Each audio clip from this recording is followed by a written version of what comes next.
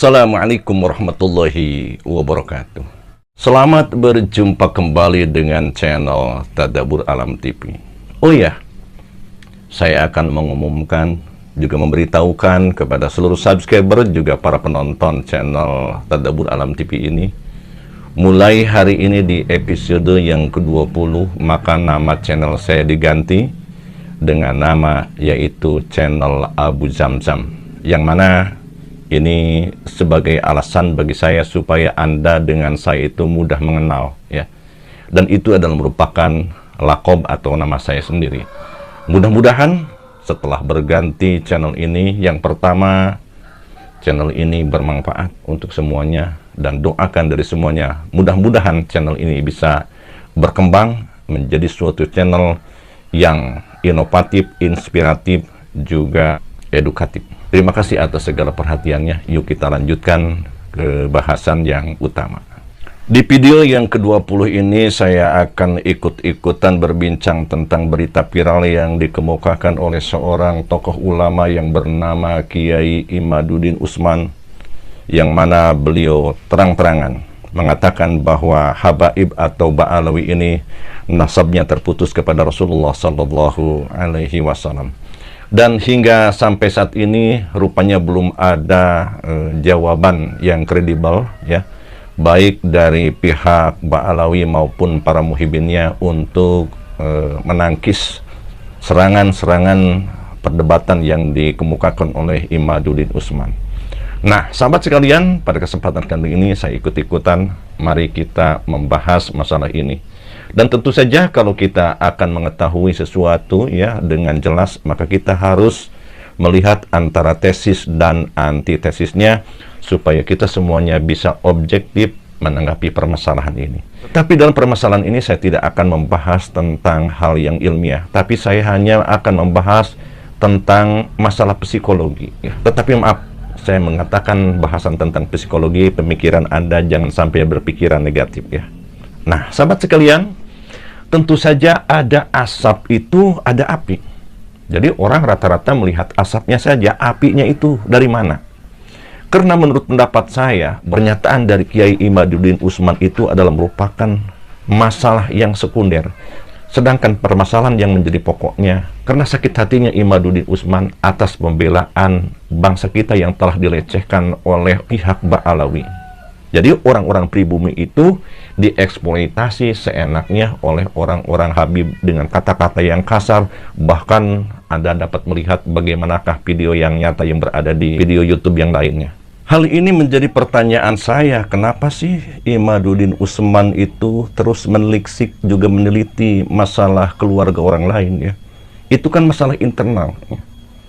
Ternyata setelahnya saya pikir itu bukan tujuan utama, ya, untuk membongkar kesalahan tersebut. Dikarenakan kesombongan daripada Habib-Habib itu yang merasa sakit hati, supaya dengan terbongkarnya bahwa Ba'alawi itu bukan keturunan dari Rasulullah Sallallahu Alaihi Wasallam, diharapkan agar mereka ciut mentalnya dan kurang percaya diri, dan kesombongan pun akan berhenti. Mungkin begitu isi daripada tujuan Imaduddin Usman ini. Coba bayangkan oleh Anda, Habib-Habib yang sombong itu kemudian yang selalu dilayani oleh para santrinya atau para muhibinnya, termasuk makan, minum, semuanya selalu dilayani. Setelahnya ia ketahuan bukan Habib, baik dari kesalahan silsilah ataupun tes DNA-nya tidak akurat, kemudian para pengikutnya kabur. Mungkin itu yang ditakutkan oleh Habib-Habib yang sombong itu. Tapi sayangnya dibongkar itu secara keseluruhan, tidak dipilih siapakah Habib yang berbuat kesalahan itu. Karena memang akibat daripada nilai setitik rusak susu sebelanga. Bahkan salah satu guru dari saya juga ada yang Habib, akhlaknya mulia, tawaduknya luar biasa. Kenapa jadi rusak semuanya seperti ini? Dikarenakan channel ini adalah merupakan channel untuk ajang belajar bersama juga berdiskusi, ya. Maka di sini akan memberikan pertanyaan kepada Anda. Dengan dibongkarnya silsilah Alawi itu tidak benar, apakah akan menjadi peringatan bagi Habib-Habib yang berbuat sewenang-wenang itu?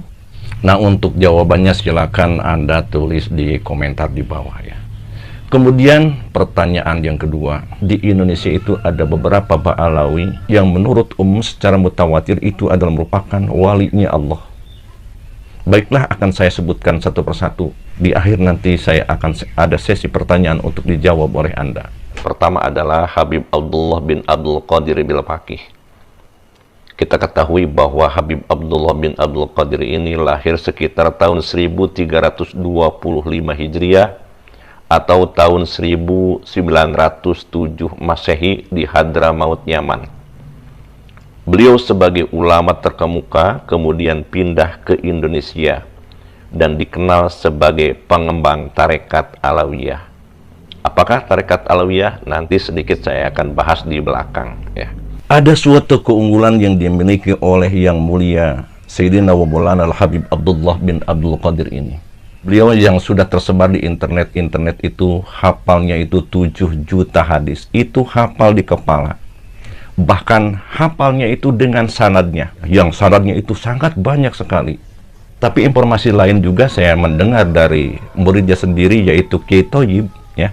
Habib Abdullah itu bukan hanya 7 juta hafal hadisnya, tetapi hafalnya itu 9 juta. Coba bayangkan oleh Anda. Saya melihat kitab Bukhari saja yang begitu tebal itu jumlahnya itu 4.000. Kalau dibaca, saya kira tidak akan selesai 1 tahun ya. Bahkan saya puluhan tahun pun belum tentu selesai karena saya tidak bisa membaca kitabnya ya. Sedangkan Habib Abdullah bin Abdul Qadir 9 juta di luar kepala dengan sanad-sanadnya. Jadi kalau akan membacakan hadis, Habib Abdullah itu yang dibacanya itu lama ya. Karena beliau itu membaca dari an qala Rasulullah sallallahu alaihi wasallam baru membacakan hadis tersebut. Walau bagaimanapun ia tetap baca, tidak dipotong-potong.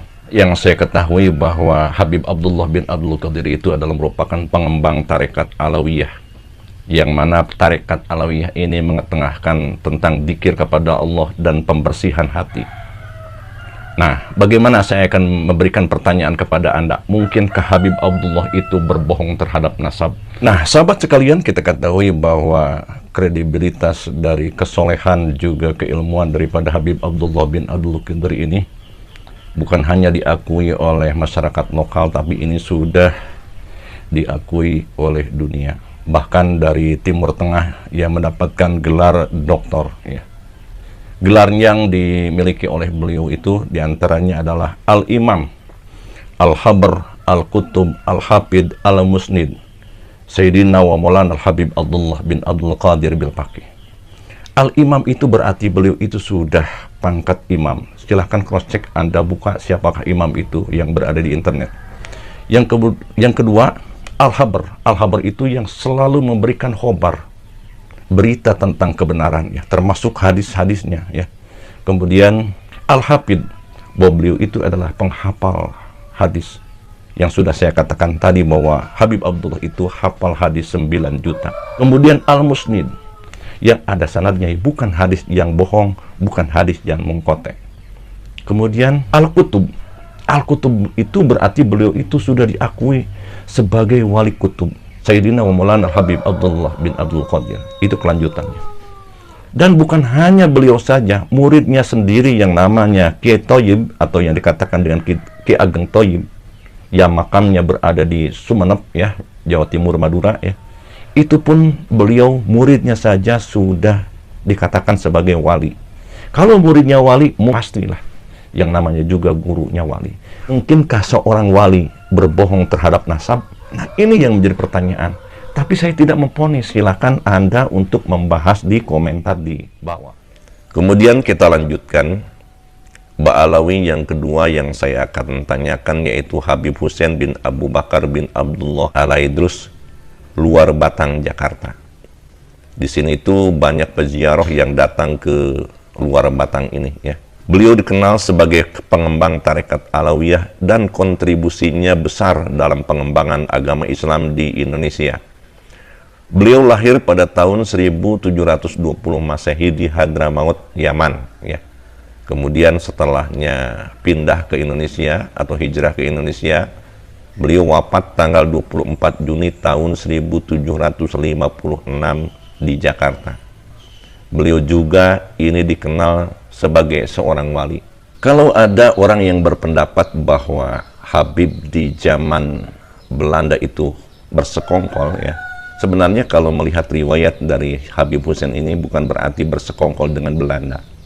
Tetapi Belanda itu takluk kepada Habib Hussein. Ya. Karena karomah-karomah yang dimiliki oleh Habib Hussein itu aneh. Sehingga Belanda pun taat kepada Habib Hussein. Kemudian yang ketiga adalah Ubaidillah bin Ahmad al-Muhajiri. Ini yang dikatakan nasabnya terputus oleh Kiai Imad. Nah, siapakah beliau? Beliau lahir pada tahun 820 Masehi, yaitu di Basrah, Irak. Ya. Kemudian wafat tahun 900 Masehi di Hadramaut, karena memang dari Irak itu tidak aman. Kemudian pindah yaitu ke Hadramaut. Ya. Beliau dikenal sebagai seorang ahli sufi yang mengikuti ajaran tarekat Alawiyah. Jadi yang namanya ahli sufi itu jauh dari sifat ujub, riya, takabur, apalagi berbohong dan dosa besar. Seperti halnya dosa besar itu adalah memalsukan silsilah. Apa sih inti ajaran dari tarekat Alawiyah yang dikembangkan oleh Ba'alawi ini? Saya hanya akan mengatakan atau membahas sedikit saja, sahabat sekalian, tapi ini hanya menjadi gambaran buat Anda. Yang pertama adalah peningkatan spiritual, yaitu dzikir kepada Allah. Jadi ibadahnya itu bukan hanya ibadah lahirnya saja, jadi murid-muridnya itu dibina agar hatinya benar-benar dekat dengan Allah. Kemudian yang kedua, mengutamakan akhlak, moral, dan etika. Ya, termasuk jangan sampai berbohong. Ya. Jadi jelas sahabat sekalian, Ba'alawi ini dilarang berbohong, termasuk membohongi yaitu silsilah. Ya. Kemudian yang ketiga yaitu kebersihan hati. Harus bersih hatinya. Mereka tidak pembenci, mereka tidak pendendam, apalagi berkuar-kuar mengadu domba rakyat. Nah, ini sahabat sekalian dijauhkan daripada ajaran tarekat Alawiyah.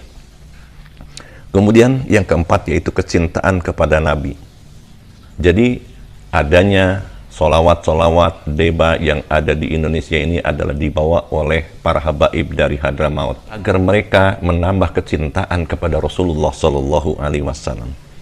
Kemudian yang kelima yaitu kesederhanaan dan kerendahan hati. Jadi para habaib di zaman dahulu, sahabat sekalian, mengutamakan yaitu kerendahan hati, jauh dari